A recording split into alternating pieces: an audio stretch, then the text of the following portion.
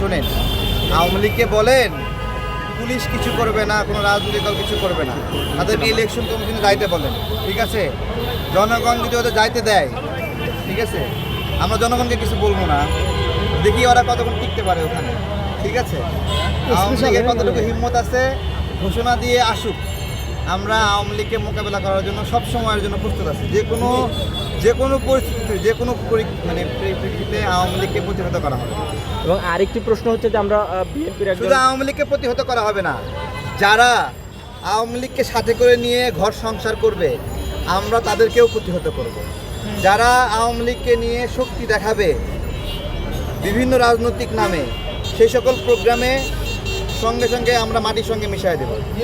অর্থাৎ আওয়ামী লীগ নিজে অথবা আওয়ামী লীগ কারো ঘাড়ে পা দিয়ে অথবা আওয়ামী লীগের ঘাড়ে কেউ পা দিয়ে বাংলাদেশে রাজনৈতিক প্রক্রিয়ার মাধ্যমে শক্তিশালী হওয়ার চেষ্টা করলে তাদেরকে প্রতিহত করব, যেভাবে আওয়ামী লীগকে আমরা 5 আগস্টে প্রতিহত করেছি। শহীদ প্রেসিডেন্ট জিয়াউর রহমান শুধু আওয়ামী লীগকে সুযোগ দেয়নি, উনি জামাত ইসলামকেও সুযোগ দিয়েছেন। কি দেয়নি?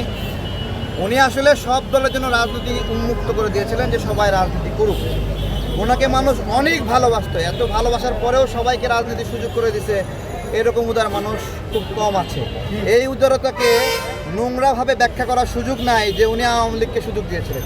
উনি আওয়ামী লীগকেও সুযোগ দিয়েছিলেন, জামাতকেও সুযোগ দিয়েছিলেন।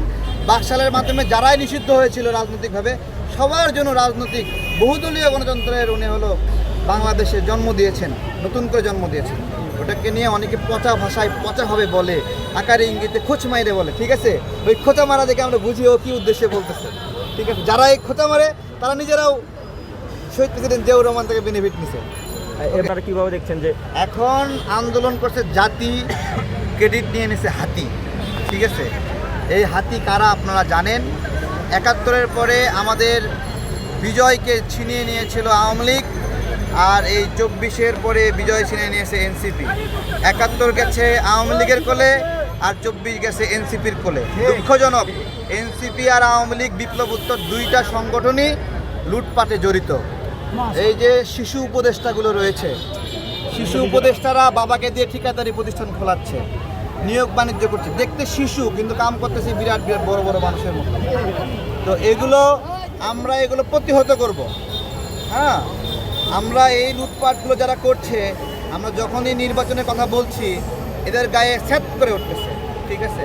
গরম তাওয়ার উপরে যে এরকম পানি দিলে ছ্যাদ করে ওঠে, তো এরাও এরকম একটা টাকা পয়সা খাইয়া গরম মাল টাল খাইয়া টাল হয়ে আছে, এখন পানি ছিটাইলে ছ্যাদ করে উঠতেছে। বুঝতে পারছেন? এই হলো নির্বাচন কেন্দ্রিক প্রশ্ন।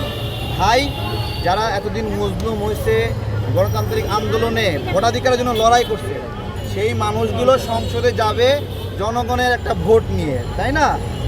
এখন একজনকে দেওয়া হয়েছে ভোট পাহারা দেওয়ার জন্য, এখন সে বলতেছে সে নিজেই ভোটে দাঁড়াবে। কেমন হবে বিষয়টা? আমি আপনাদেরকে বলতেছি, ধরেন তত্ত্বাবধায়ক সরকার যারা ছিল, সেই তত্ত্বাবধায়ক সরকারের উপদেষ্টারা যারা ছিল আগে অনেক আগে, ওই সময় যদি প্রধান উপদেষ্টা বলতো সে নিজেই নির্বাচন করবে, কেমন হতো বিষয়টা? অথবা সেই সময়ের একজন উপদেষ্টা বলতো সে নিজেই নির্বাচন করবে, কেমন হবে বিষয়টা? তো ওই বিষয়টা যতটা বিব্রতকর, এখনের অনেক উপদেষ্টারা নিজেরাই নির্বাচন করার খায়েশ দেখাচ্ছে। এগুলো কিন্তু আকারে ইঙ্গিতে বলতেছে, প্রচার হচ্ছে, ঠিক আছে? আমার কথা হলো মায়ের একটা মাটিতে পড়বে না, মায়ের মাটিতে পড়বে না, ঠিক আছে?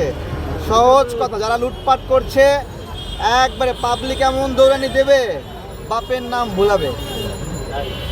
লুটপাট বাচ্চা ছেলে পেলে টাকার লোভ দেখায় জেলা প্রশাসক কার্যালয়ে, উপজেলা প্রশাসক কার্যালয়, সব জায়গায় ঢুইকা মাতব্বর হয়ে গেছে, ঠিক আছে? সচিবের পাশে 2জন শিশু সচিব বসে থাকে, সে নাকি সচিবকে শিক্ষা দিচ্ছে, সচিবকে গাইড করতেছে, অথচ রেলওয়ের 2জন সমন্বয়ক সহ একজন ছাত্র প্রতিনিধি তারা লুটপাটে জড়িত। মাহবুবুর কবির মিলন ভাই সেটা প্রকাশ করছে। আর মাহবুবুর কবির মিলন ভাই কতটুকু সৎ মানুষ সেটা আমরা জানি। এখন ওনাকে আবার নোংরা ভাষায় গালিগালাজ করতেছে।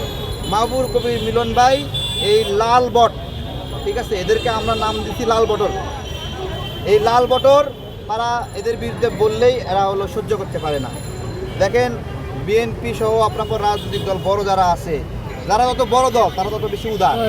জামাত একটা বড় দল, এরা এদেরকে গালি দিলেও এরা চুপ করে থাকে।